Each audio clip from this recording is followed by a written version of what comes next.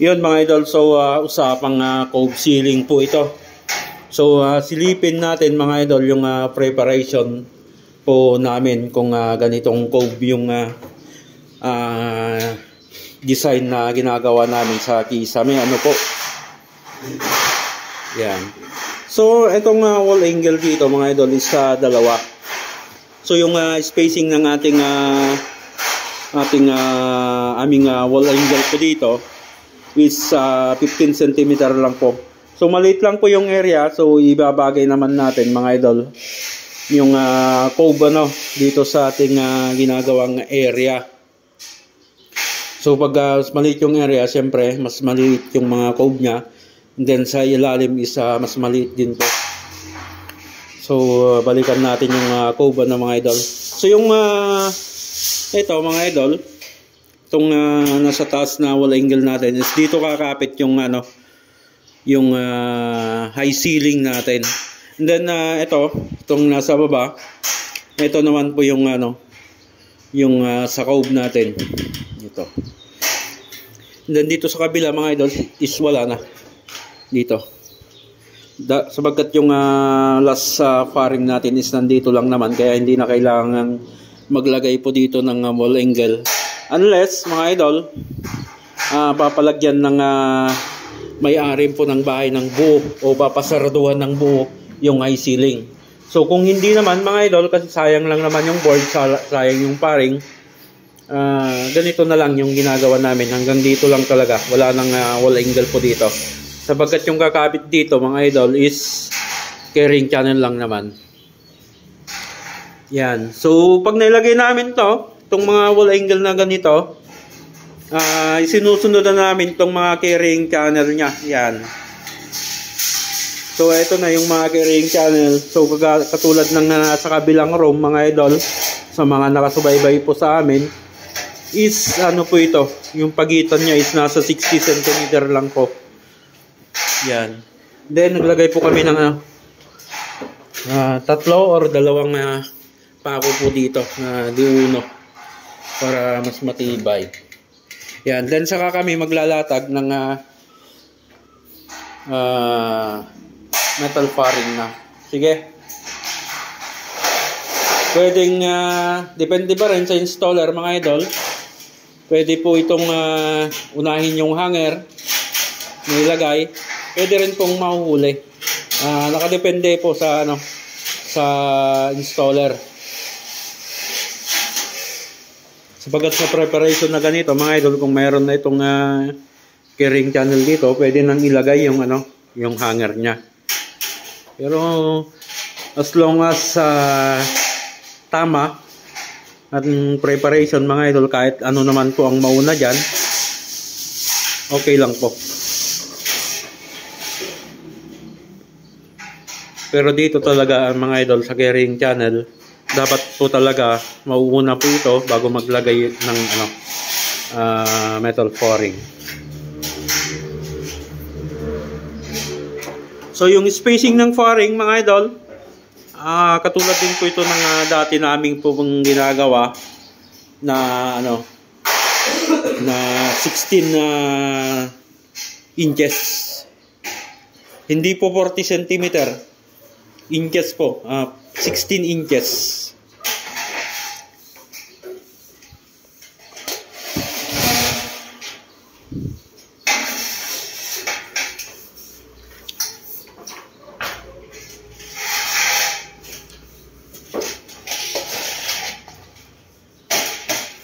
So yung mga pala mga idol, kung sino yung mga nagpalitada, sila rin po yung mga installer natin all around po sila. Ito, si Teddy, naghahalo pa yan ng semento mga idol.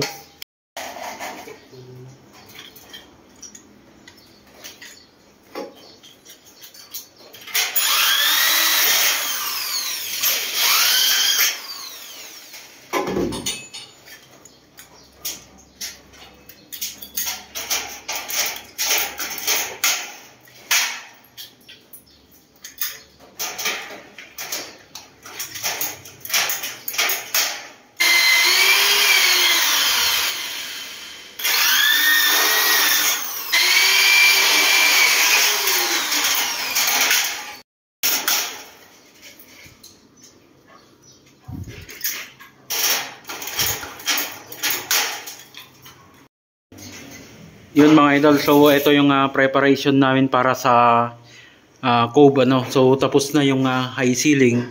Detalye lang natin mga idol yung ginawa naming framing po dito ano.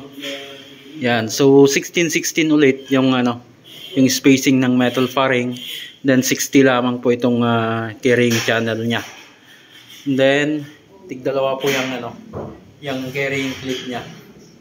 And then dito sa hanger mga idol, kung mapapansin nyo, yan may dalawa doon na rivet, then meron din dito saka namin na binaluktot pa pupunta doon para mas matibay yung kapit niya. Then dito mga idol, nagpadagdag tayo ng metal faring para dun sa magagamit po ito para sa center light niya. Yan, so all prepare na ito, naka-prepare na para dun sa yung cove niya, pero wala pa itong hanger mga idol. So tatapal muna kami ng board dito. Tatapalan namin muna ng board itong high ceiling bago kami maglagay ng hanger ng ating cove. Yan mga idol, so nailatag na namin itong board ng high ceiling niya Yan. So yung yukat ng ating kisame mga idol is nasa 1/4 na po itong pinapalagay namin dito para mas naisisiksik natin yung epoxy pag limbawang magpipintura na maluwang na po yung pinapalagay natin dyan.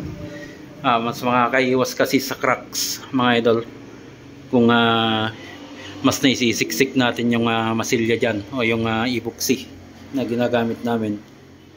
Yan. So sa preparation nito mga idol, pwede namang pag halimbawang tapos na yung high ceiling niya, pwede nang magtakip. Ang nangyari po kasi dito mga idol is nahuling dumating itong board, kaya nagpa-prepare muna tayo ng cove niya. So nung mailagay na namin itong high ceiling niya mga idol, is sinimulan na namin ilagay itong wall angle dito mga idol. Yan, so yan, dito namin nilagay yung wall angle. So yung pagitan nito mga idol, mula dito sa wall angle natin, dito kasi kakapit yung ating yung hanger ng cove. Ang pagitan to nito is nasa 10 cm lang po. Yan. Then sa unang part ng ating video mga idol is ito yung silbi ng yung last na yung last na metal faring natin ng mga idol. So dito kakapit yung wall angle mga idol. Mahalaga po ito, dapat na nakatapat po yung hangganan ng ating design dito para eksakto yung wall angle na tatapat doon sa sa metal faring. Yan para itong wall angle is nakakapit po dito sa metal faring dito sa gilid. So ang mangyayari dito mga idol, parang iipitin lang natin yung board sa pagitan ng metal faring at wall angle. Yan.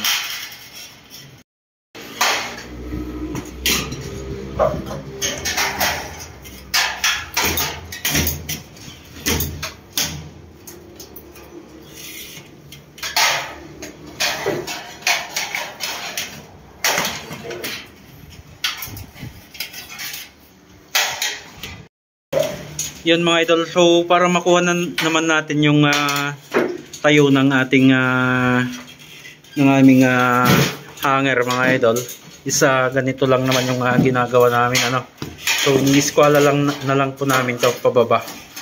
Yan, katulad ng ginagawa ni Darren.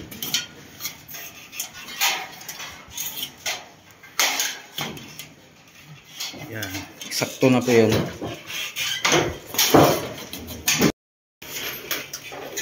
Yun mga idol, so ito yung hanger niya so para may suksok namin dito kasi susok-sok to mga idol. Yan, susok-sok yan na paganyan. Yan, tatapat natin dito sa para may suksok natin yan mga idol is ipa-applies natin to o pipit-pitin.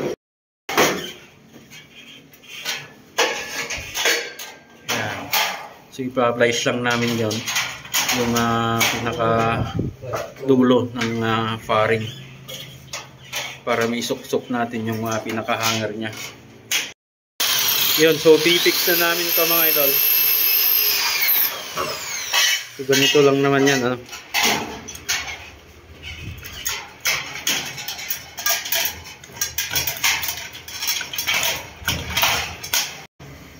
Yan.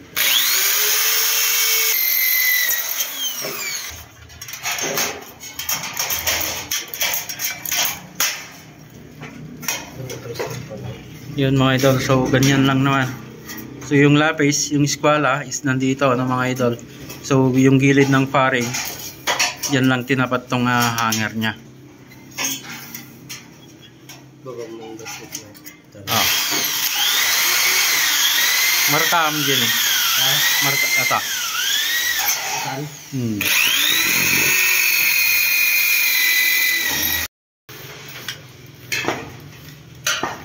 Yan.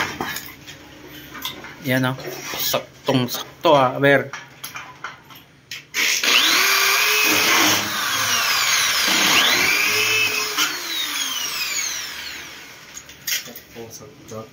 Oh, sakto sa 14.5. So pag nilagay yung board, magiging 15 ano.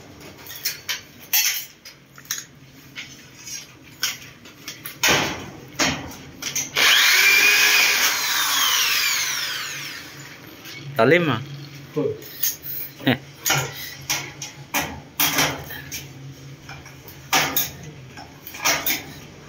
Tuloy lang gar.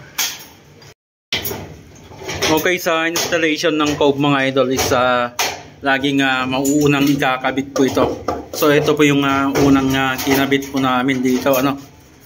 Yan, and then saka namin sinunod po yung Cove na kahit ano naman po yung mauna na dito, yung takip dito or eto. And then sa Cove mga idol is ganito yung ginagawa namin. Yan, so maliit pong pinagtatalunan po ito ng mga installer, ano po. So halos sinagad na po namin diyan sa baba. Kuntong-kunti lang naman, nasa lang po ito 0.5 dito, mula dito sa board dito hanggang dito sa Cove, bottom Cove. Yan, so ginitlan na lang na po namin dito sa may metal faring para may suot namin, ano mga idol. Yan. So lagi pong mauna ito, yung takip dito. And then either yung takip dito or takip dito sa baba, yung susunod ng ilalagay. Yun mga idol, so eto na yung ating Cove ceiling, ano po. Yan.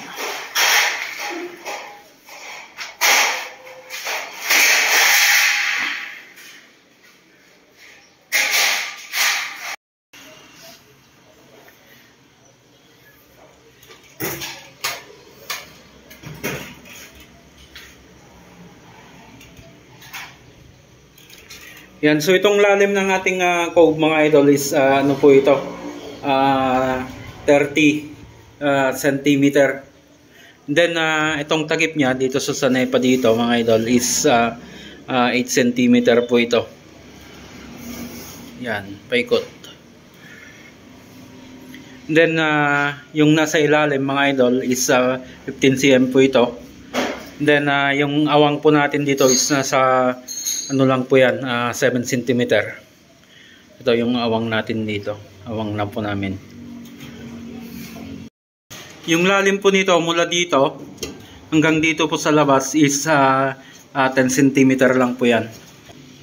Okay, so yan mga idol yung pagbuo namin ng Cove ceiling. So sana mga idol ay nasundan nyo po, ano. So hanggang dyan mga idol. God bless po sa ating lahat at lagi po tayong mag-ingat.